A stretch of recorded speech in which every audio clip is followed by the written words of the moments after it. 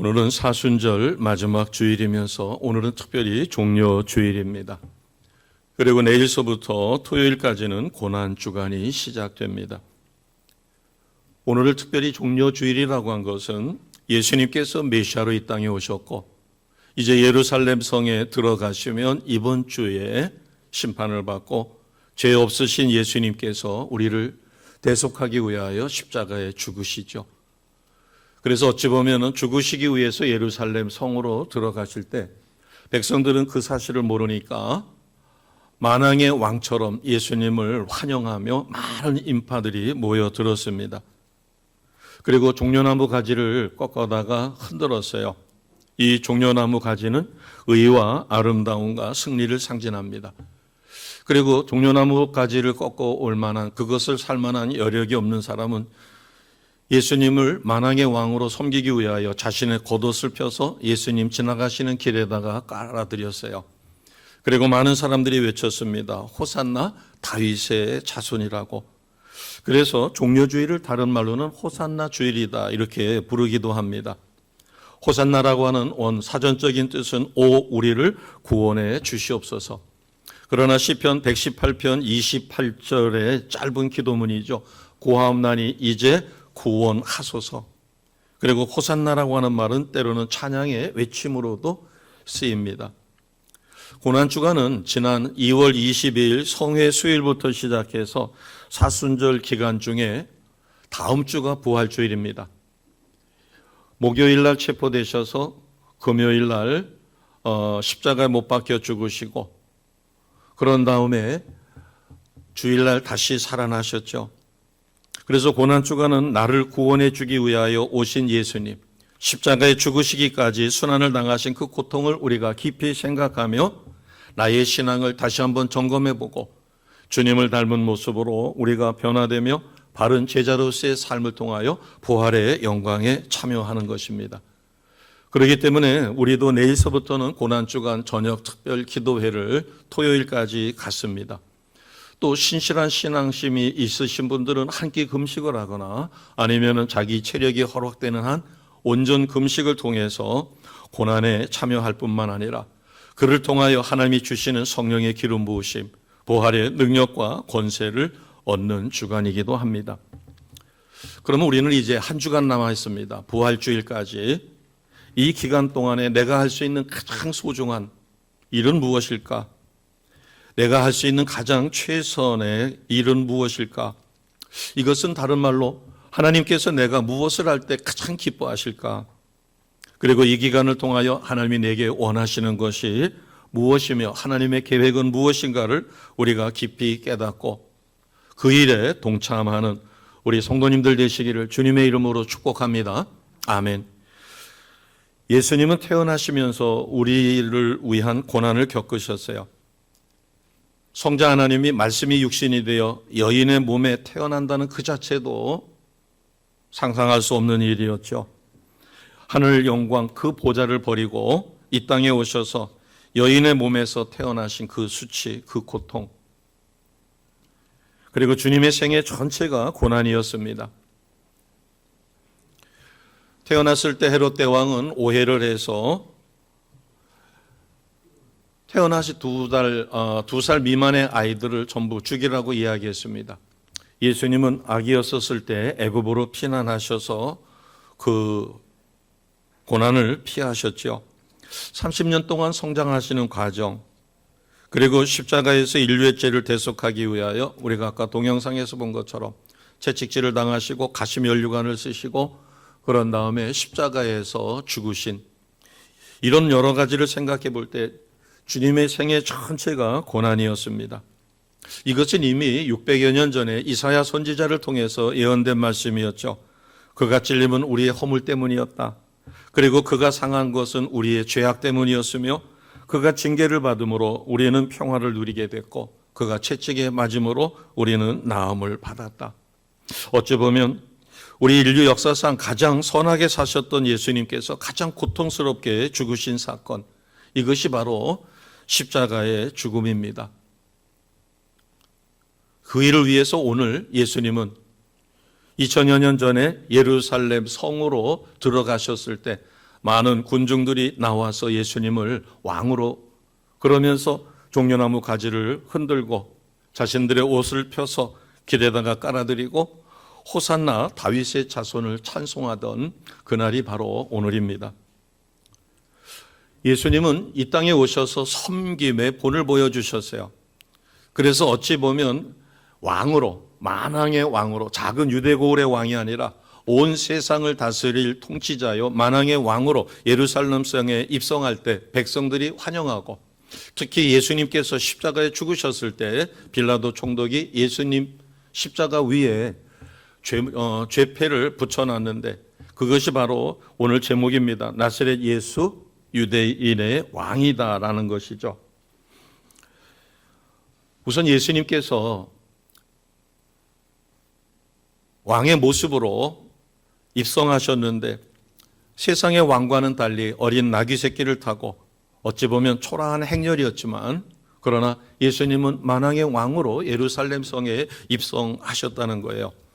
유대인들은 예수님을 세 가지 제목으로다가 고발을 했습니다. 첫째는 하나님의 아들이라고 자신을 지칭했기에 하나님을 모독한 자요, 백성을 소란케 한 자며, 예수님은 가이사에게 세금을 바치지 말라 한 적이 없는데 그것을 모함해서 세금을 바치지 말라 했으니까 로마의 역적이라고 고발을 했습니다. 그런데 정작 빌라도 총독은 예수님을 고발받아 심판을 해야 되는 입장에서 아무리 예수님의 죄를 찾아봐도 찾을 수가 없어요. 자, 요한복음 같은 18장입니다. 18장 38절을 보겠습니다. 38절 하반절에 보면 이 말을 하고 다시 유대인들에게 나가서 이르되 나는 그에게서 아무 죄도 찾지 못하였노라. 빌라도 총독은 백성들로부터 또 유대 관원들로부터 유대 장로들로부터 고발된 예수의 죄상을 살펴봤습니다. 그러나 아무 죄를 찾지 못했다. 그래서 그냥 놔줄 수는 없고, 그래서 처참하게 채찍질을 하고 풀어주면 되지 않겠는가 해서, 자, 19장 1절을 보겠습니다. 19장 1절 같이 합니다. 이에 빌라도가 예수를 데려다가 채찍질 하더라. 아멘. 그러고서 4절 말씀을 보면 모여있는 군중들에게, 유대 백성에게 선포합니다. 4절 같이 하겠습니다. 빌라도가 다시 밖에 나가 말하되 보라, 이 사람을 데리고 너희에게 나오나니 이는 내가 그에게서 아무 죄도 찾지 못한 것을 너희로 알게 하려 함이로라 하더라. 아멘. 사실 십자가에 처형할 사람은 채찍질을 하지 않는답니다. 왜냐하면 십자가 고통이 너무나 크기 때문에. 그러나 예수님이 채찍에 맞으시고 가시면류관을 쓰신 것은 빌라도 총독이 가능하면 그를 정치적으로 사면시켜서, 또 찾아보니까 죄가 없어서 그래서 석방하려고 그 대신에 처참하게 채찍질을 하면 백성들이 그래도 뭔가 동조하지 않을까. 그러나 빌라도는 백성들의 폭동을 두려워합니다. 그래서 16절입니다. 같이 하겠습니다. 시작. 이에 예수를 십자가에 못 박도록 그들에게 넘겨주니라. 그래서 빌라도는 그 이름이 후대에 악한 통치자로 예수님을 십자가에 못 박도록 판결한 사람으로, 그의 오명은 이 세상에 존속하는 날, 성도들이 있는 한 빌라도의 이름은 사라지지 않을 것입니다. 세상에서는 인정하지 않으려고 했던 것을 당대의 최고 권위라고 볼 수 있는 빌라도 총독은 예수님이 죄 없음을, 그리고 예수님이 나사렛 그 예수가 유대의 왕이라고 하는 사실을 히브리어로, 로마로, 그리고 헬라어로 기록했습니다. 19절입니다. 19절 같이 가겠습니다. 시작. 빌라도가 패를 써서 십자가 위에 붙이니 나사렛 예수 유대인의 왕이라 기록되었더라. 아멘.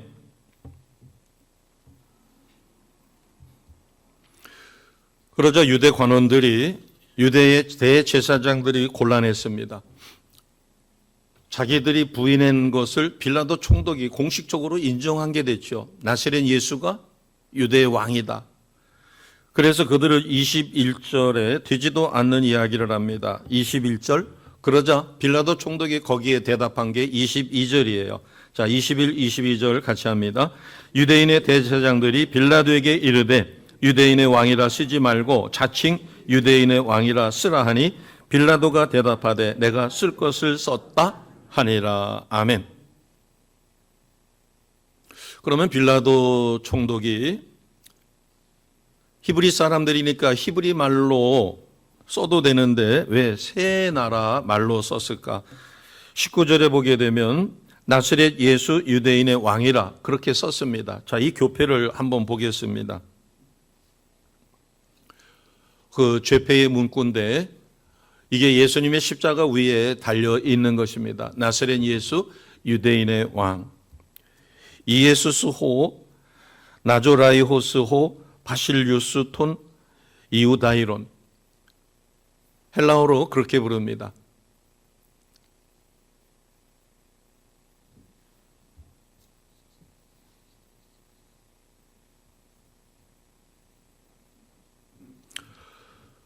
유대인 입장에서는 예수님이 십자가에 죽으신 것을 어떻게 받아들였을까?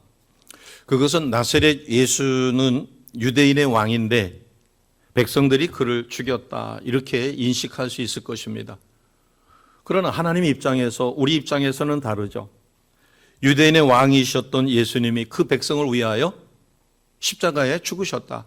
그러니까 유대 백성이 십자가에 못 박았다라는 개념보다 우리는 인류의 죄를 대신하셔서 십자가에 자원하여 죽으셨다. 그러나 죄는 없으셨고 유대 백성들은 예수를, 특히 유대의 관원이나 대제사장이나 그 기득권 세력자들은 예수를 인정하지 않으려 했지만 당대의 최고 권위자였던 빌라도는 예수님을 나사렛 예수 유대인의 왕이다라고 해서 그 십자가 위에 저렇게 패를 만들어서 붙여놨습니다. 빌라도는 선한 사람이 아닙니다.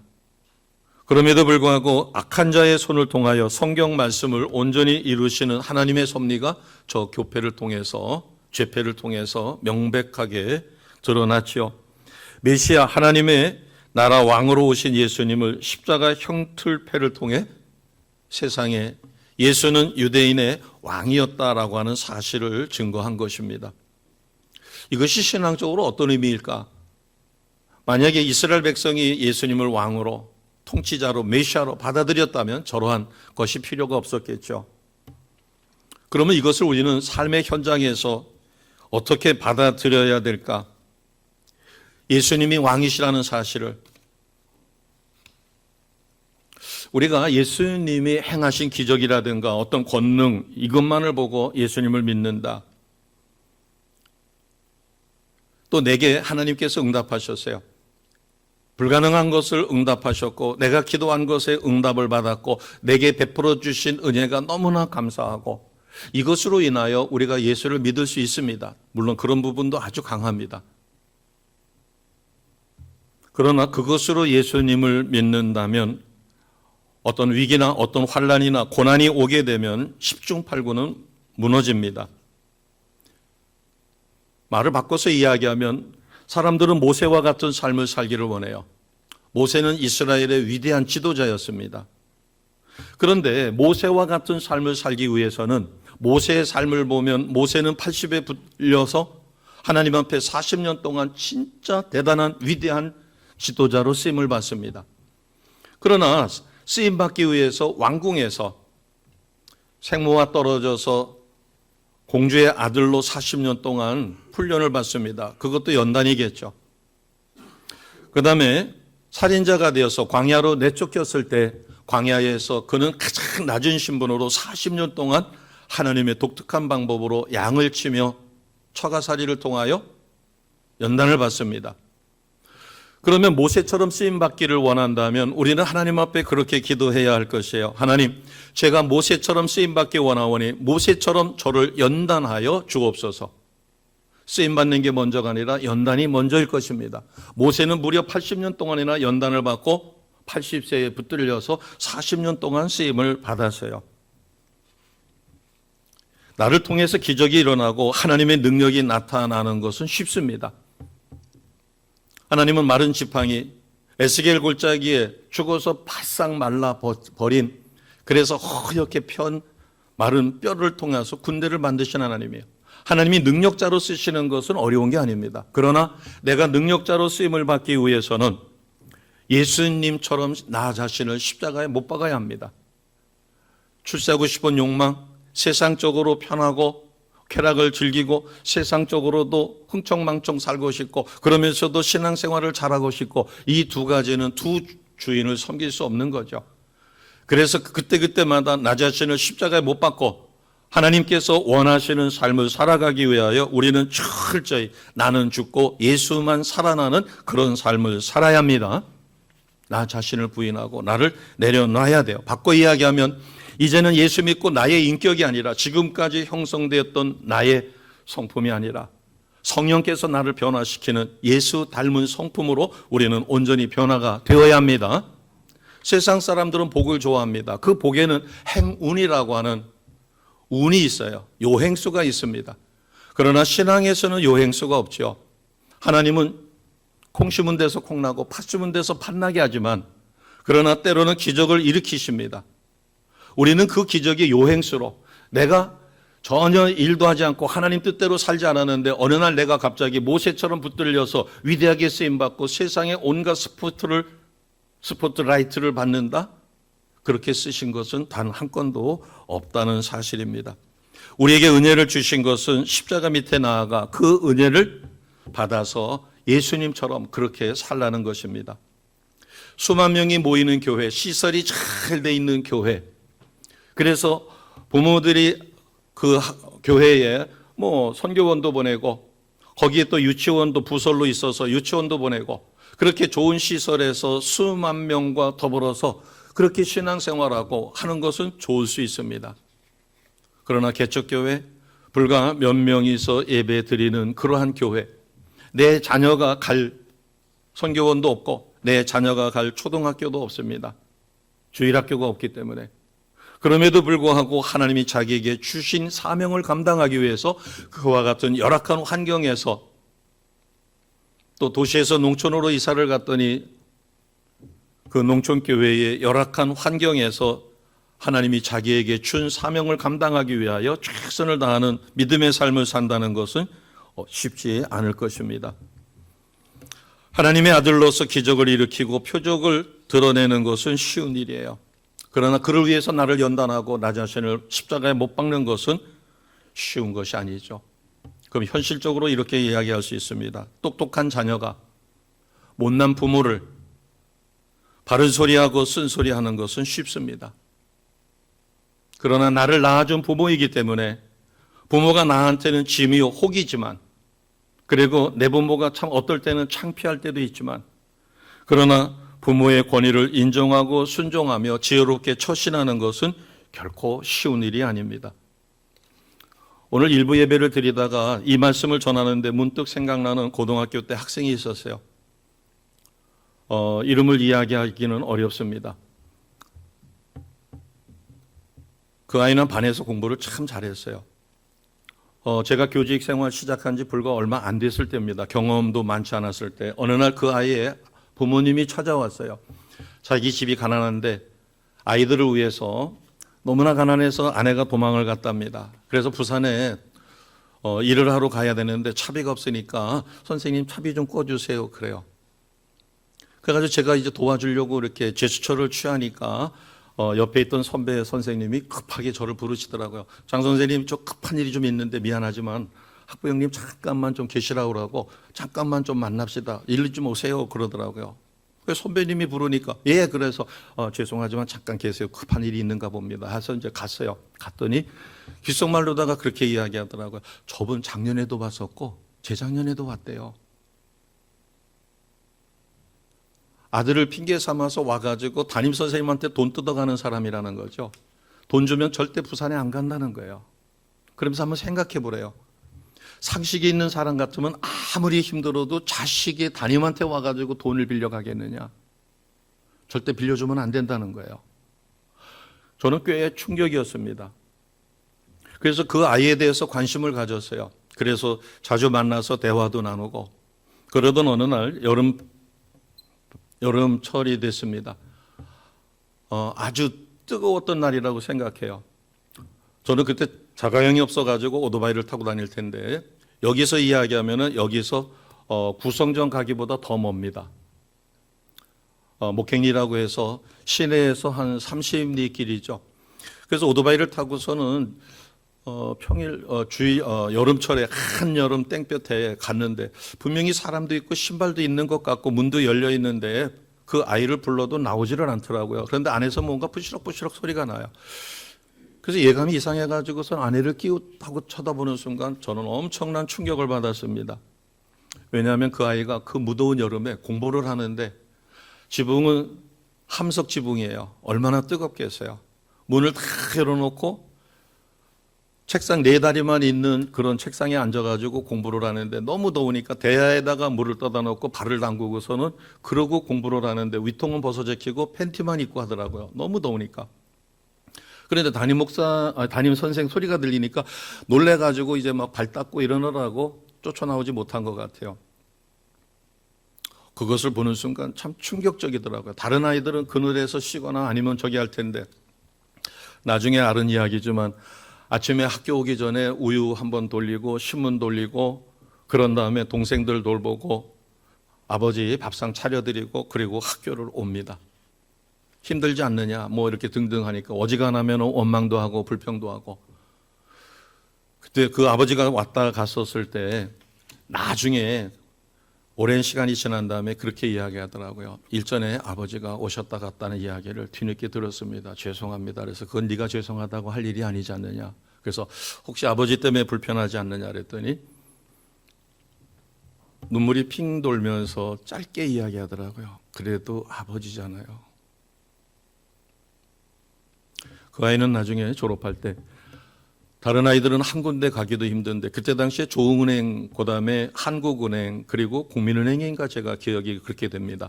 이 세 은행이 가장 좋은 교회였어요. 은행이었어요. 공부 잘하는 아이들이 가고 싶어하는 곳. 하나만 돼도 큰 영광입니다. 그런데 얼마나 공부를 잘했던지 세 군데 다 합격이 됐어요.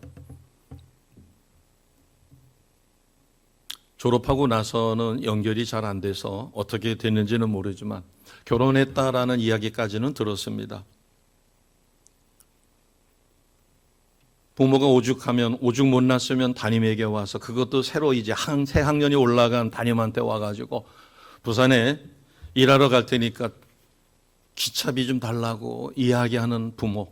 그러나 그 부모를 원망하지 않고 그 부모를 위해서 아침상 차려주고 동생들 학교 보내고 그리고 자기가 그것도 아침에 우유 돌리고 신문 돌리고 그렇게 해서 소년 가장으로 학교에서 그리고 학교에서는 장학금을 받으니까 어찌 보면 우리가 예수님을 만왕의 왕으로 믿고 섬긴다는 것은 나의 모든 것을 내려놓고 오직 주님만 따르는 것이 되겠죠. 기적을 일으키는 주인공으로 우리가 쓰임받는 것은 쉽습니다. 그러나 섬김의 자리에 그 아이처럼 부모를 원망하지 않고 도망친 엄마를 원망하지 않고 자기에게 주어진 환경에서 최선을 다하며 굉장히 밝거나 깔깔거리거나 그렇진 않습니다. 진중한 아이였는데 그렇다고 해서 얼굴에 수심이 가득하고 그런 모습은 아니었어요. 아버지의 그런 사건이 없었고 제가 집에 가서 그 아이를 보지 않았고 자초지종을 물어가지고 그렇게 어려운 형편이었다라고 하는 것을 몰랐더라면 그 아이는 부잣집 아들처럼 보였어요. 자, 5절을 보겠습니다. 우리가 종려주일에 메시아이신 예수님을 통해서 우리가 깨달을 수 있는 것은 가시면류관을 쓰셨다는 것입니다. 5절 같이 합니다. 5절입니다. 시작. 이에 예수께서 가시관을 쓰고 자색 옷을 입고 나오시니 빌라도가 그들에게 말하되 보라 이 사람이로다 하매. 세상의 왕은 황금으로 만든 화려한 왕관을 씁니다. 승리자의 모습이죠. 그러나 예수님은 가시면류관을 쓰셨어요. 우리의 모든 고통과 그리고 타락함으로 인하여 내려진 모든 저주를 스스로 짊어지신 것이죠. 자신이 가진 것을 다 나누어 주시고 고난의 십자가, 고통의 가시면류관을 쓰셨어요. 이것은 이미 성경에 예언된 말씀이었죠. 이사야 53장 3절에서 5절 말씀입니다. 자주 인용되기 때문에 우리가 거의 암송하다시피 하는 말씀이죠. 3절부터 5절까지 같이 선포하겠습니다. 시작. 그는 멸시를 받아 사람에게 버림받았으며 간고를 많이 겪었으며 질고를 아는 자라. 마치 사람들이 그에게서 얼굴을 가리는 것 같이 멸시를 당하였고 우리도 그를 귀히 여기지 아니하였도다. 그는 실로 우리의 질고를 지고 우리의 슬픔을 당하였거늘 우리는 생각하기를 그는 징벌을 받아 하나님께 맞으며 고난을 당한다 하였노라. 그가 찔림은 우리의 허물 때문이요 그가 상함은 우리의 죄악 때문이라. 그가 징계를 받음으로 우리는 평화를 누리고 그가 채찍에 맞음으로 우리는 나음을 받았도다. 아멘. 특히 5절 말씀 부여잡고 우리는 어떠한 역경과 환난에서도 승리합니다. 예수님이 창에 찔리고 채찍을 맞으신 것은 우리의 허물과 죄악 때문이며 예수님이 나를 대신하여 징계를 받으심으로 우리는 예수님을 믿는 그 순간 하나님의 자녀요 평안을 누리게 되었습니다. 그리고 주님이 채찍에 맞으심으로 우리는 나음을 받았다. 이 모습은 우리가 삶의 현장에서 어떻게 적용할 수 있을까? 저는 이렇게 생각합니다. 아버지들보다도 어머니가 주로 특히 이제 아기를 낳아서 막 키우는 과정에서 아기가 아픕니다. 특히 열이 많이 올라서 열이 38도, 9도, 40도 올라가면 큰일 나죠. 그러니까 열은 무조건 낮춰야 되죠. 응급실에 쫓아다녀도 밤새도록 응급실 갈 수도 없잖아요. 응급실 간다고 해서 특별한 방법이 있는 것도 아니고 그래서 이제 방법을 배워가지고 해열제, 좌약을 넣거나 아니면 배를 까고 알코올로 닦아주거나 아니면 수건으로 머리에다가 얹어주거나 찬물을 이렇게 밤새도록 그래서 아이와 고통을 함께하며 밤을 하얗게 세우는 어머니의 지극한 사랑 이것은 바로 가시면류관을 쓰신 예수님의 모습입니다. 아멘. 그런 고난을 통하여 자식과 더 깊은 정이 들지요. 자식이 생사를 오고 가는 그런 과정에서 정은 더 깊이 듭니다. 특히 아버지들이 언제 정이 드는가 하면 자식이 생명을 잃을지도 모른다는 절대절명의 위기 앞에 하나님 앞에 간절히 기도할 때 깊은 정이 들어요. 목장 식구가 양 같아서 제 길 갑니다. 권면을 해도 잘 받아들이지도 않고 주일 성수도 자기 멋대로 해요. 찾아가면 어느 날은 반기고 어떤 날은 생뚱맞게 왜 왔느냐고 퉁퉁거리고 골부리고 그럼에도 불구하고 자기 목장 식구들을 끝까지 잘 섬깁니다. 그리고 오는 주일은 부활주일이니까 지금까지 못 나왔더라도 부활주일은 꼭 나와야 돼. 그리고 부활주일날 내가 선물 준비해 놓게 해서 어르고 달래고 그리고 그를 생각할 때마다 불쌍하기 짝이 없죠. 물론 화가 날 때도 있을 것입니다. 자기에게 푸념하고 이제 그만 오라고 이제 꼴도 보기 싫다고 그렇게 푸악을 할 때는 정내미가 뚝 떨어질 수도 있지만 그래도 어떻게 해요? 내 아버지인데 그 아이처럼 내게 맡겨주신 하나님이 내 목장 식구인데 어떻게 해요? 그래서 눈물로 그 영혼을 불쌍히 여겨 기도하며 끝까지 사랑하며 그를 양육하는 모습은 바로 주님의 모습입니다. 가시면류관을 쓰신 왕 되신 주님. 세 번째로 우리가 마음에 담아야 될 것은 백성들의 고통을 담당하신 죄인의 왕이셨다는 사실입니다. 당시에 권력을 가졌던 왕족들, 사두개인, 교권을 가진 사람들은 성 안에 살았습니다. 성 안에 사느냐 성 밖에 사느냐에 따라서 달라지죠. 그러나 가난한 백성들, 하루하루 벌어서 먹는 사람들은 로마로부터 학대받는 그들은 성 밖에 살았어요. 예수님이 십자가에 못 박히신 곳이 성 안이었을까요? 성 밖이었을까요? 자, 17절을 보겠습니다. 17절 같이 갑니다. 그들이 예수를 맡으며 예수께서 자기의 십자가를 지시고 해골, 히브리 말로 골고다라 하는 곳에 나아시니. 아멘.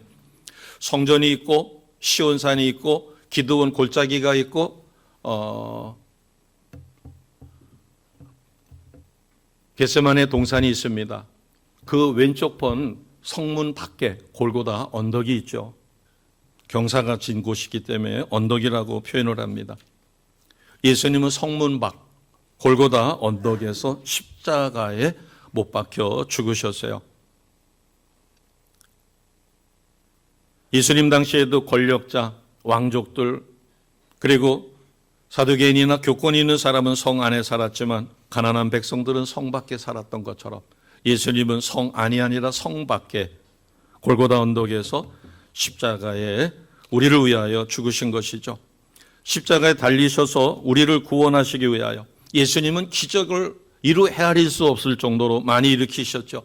성난 바다 파도를 잠재우기도 하셨고 오병이어의 기적, 죽은 나사로를 살리시기도 하고 눈먼 자를 눈뜨게 하시고 말 못하는 자를 말하게 하시고 말할 수 없는 기적과 표적을 일으켰습니다. 그러나 메시아이신 것을 증거하신 것은 십자가에서 다 이루었다. 자, 고린도후서 8장 9절 말씀 PPT 준비했습니다. 같이 하겠습니다. 우리 주 예수 그리스도의 은혜를 너희가 알거니와 부요하신 이로써 너희를 위하여 가난하게 되셨다. 그의 가난함으로 말미암아 우리를 부요하게 하시기 위하여. 그러면 하나님께서는 왜 예수님에게 이와 같은 고난을 허락하셨을까? 이것을 히브리 기자는 히브리서 5장 8절에서 9절에 우리에게 이렇게 가르쳐 줍니다. 같이 하겠습니다. 그가 아들이시면서도 받으신 고난으로 무엇을 배웠어요? 순종을 배우셨다.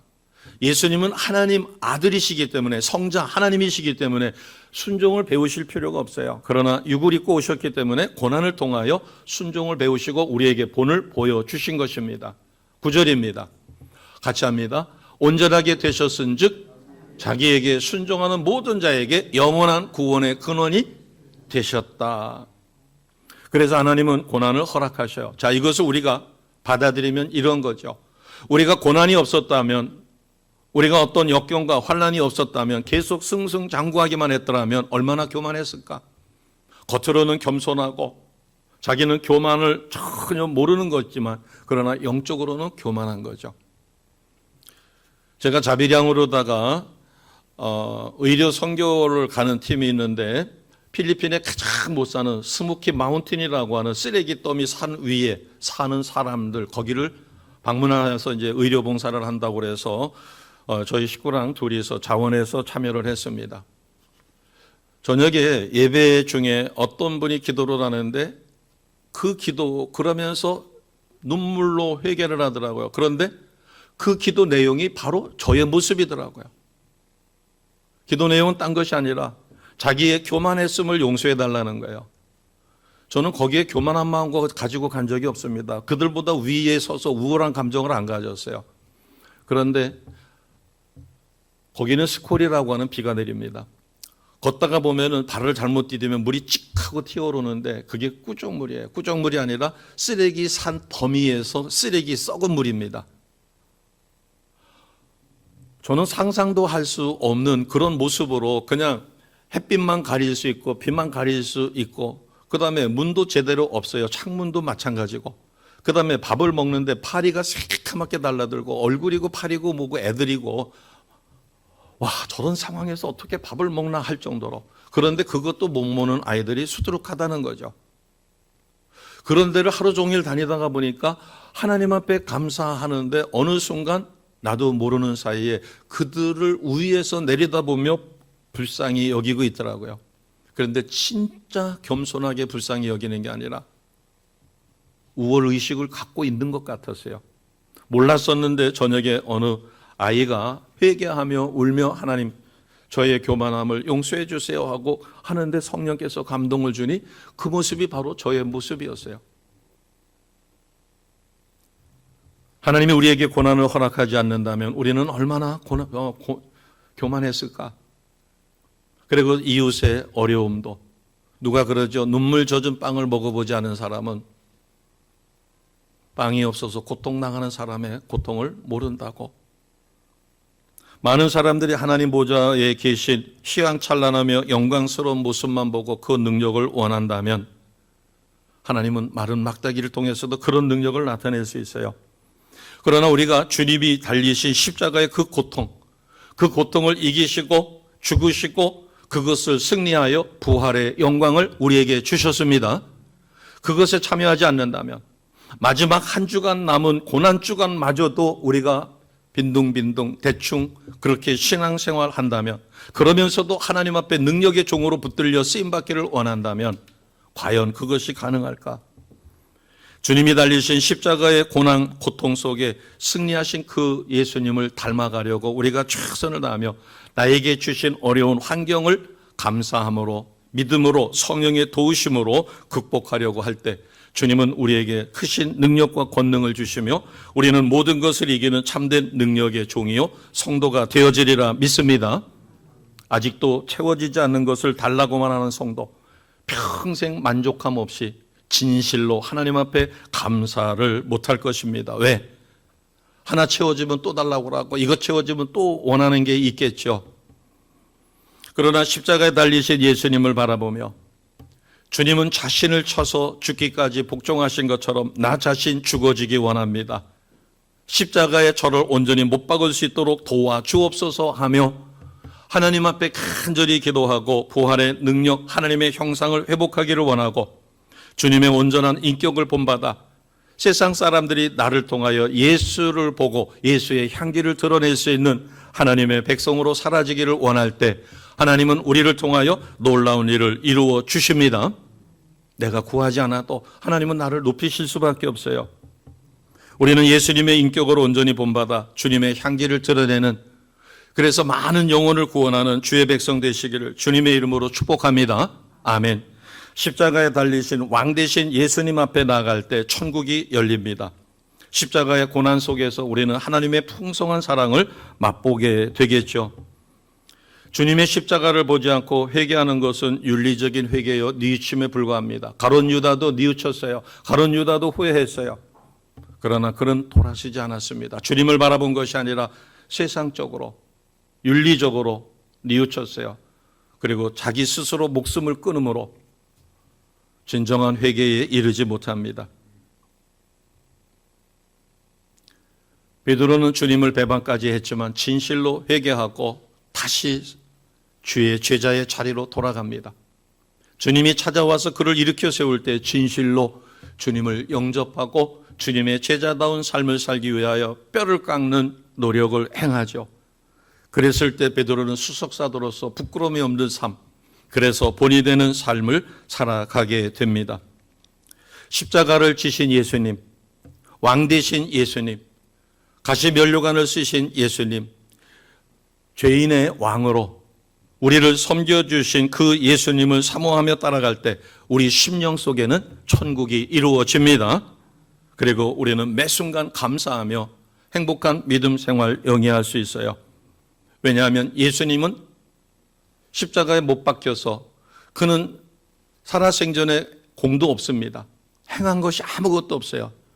그러나 예수님 곁에 있던 한 강도가 예수님에게 주님을 고백하며 주님과 같이 있기를 원합니다. 그랬을 때 주님은 허락해 주셨죠. 자, 누가복음 23장 43절입니다. 아무것도 행함이 없는 그가 진실로 예수님을 메시아로 영접하여 주님과 함께 낙원에 있기를 원하자 주님은 허락하셨어요. 우리는 주님의 제자들입니다. 지금까지 힘들게 모든 역경을 디디고 일어섰어요. 자, 같이 하겠습니다.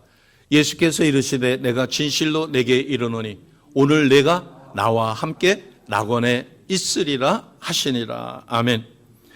주님의 고난, 십자가의 죽으심, 이것은 십자가의 주님의 위대한 사랑입니다.